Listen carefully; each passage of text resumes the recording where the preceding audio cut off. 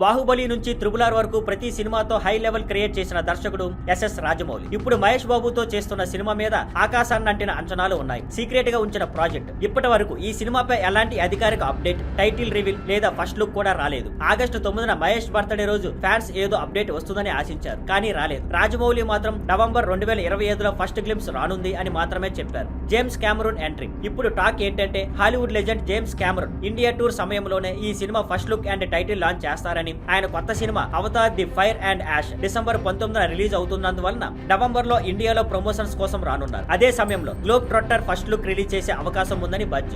Global connection. గతంలో Cameron triple R నుంచి రాజమౌళిని ప్రశంసించారు. మీకు ఎప్పుడైనా ఇక్కడ సినిమా తీయాలనిపిస్తే మనం మాట్లాడుకుందాం అని కెమెరూన్ అన్న వీడియో విడుదలైంది. ఈసారి ఆయన చేత ఫస్ట్ లుక్ రిలీజ్ అయితే సినిమా ప్రపంచ స్థాయి దృష్టిని ఆకర్షిస్తుంది. రాజమౌళి ఎప్పుడు ఇండియన్ సినిమాను గ్లోబల్ లెవెల్ కి తీసుకెళ్లాలని ప్రయత్నిస్తుంటే ఇది ఆ దిశలో మరో స్ట్రాంగ్ స్టెప్ అవుతుంది. మహేష్ బాబుకి కూడా ఇది వరల్డ్ సినిమా లెజెండ్ తో కలిసిన అరుదైన అవకాశంగా నిలుస్తుంది. కాబట్టి నవంబర్ లోనే రాజమౌళి మహేష్ బాబు సినిమా మొదటి గ్లోబల్ వేవ్ మొదలయ్యే అవకాశం ఉంది. Thank you for watching. Please like, share and subscribe.